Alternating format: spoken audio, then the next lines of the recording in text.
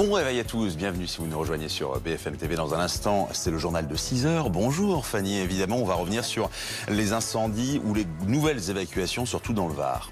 Oui, on va bien sûr en parler et puis on fera aussi le point sur place. Puis la France a aussi réussi à exfiltrer 45 personnes d'Afghanistan hier. On va y revenir. Pour en faire plus, il faudra négocier avec les talibans qui contrôlent Kaboul et les Américains qui contrôlent l'aéroport. Et tout de suite, c'est la météo. Il est 6 heures, bon réveil à tous et bienvenue dans Première Édition. Le vent est un peu retombé dans le Var, mais le feu continue sa route dans le massif des Morts. En attendant le retour des Canadair à l'aube, il a encore fallu évacuer des habitations cette nuit.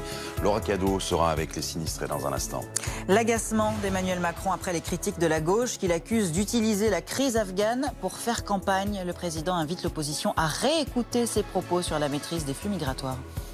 L'amertume des vétérans, 7 ans après le retrait des troupes françaises d'Afghanistan, le retour des talibans laisse un sentiment de gâchis chez ceux qui ont perdu des camarades sur place. Témoignage à suivre sur BFM TV. Et puis reportage exceptionnel dans les couloirs du CHU de Pointe-à-Pitre, totalement saturé par les arrivées de malades du Covid. Le taux d'incidence en Guadeloupe est ahurissant, 2168 cas pour 100 000 habitants.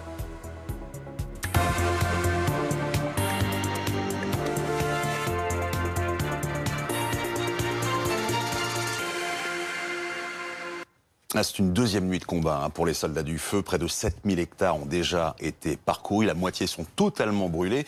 Et la situation n'est toujours pas stabilisée ce matin. Non, et depuis hier, les équipes de BFM TV, vous le savez, suivent au plus près les pompiers dans leur lutte contre le plus gros incendie de ces 20 dernières années. Jules Boiteau avec Anne Lorbance et Maxime Deveau.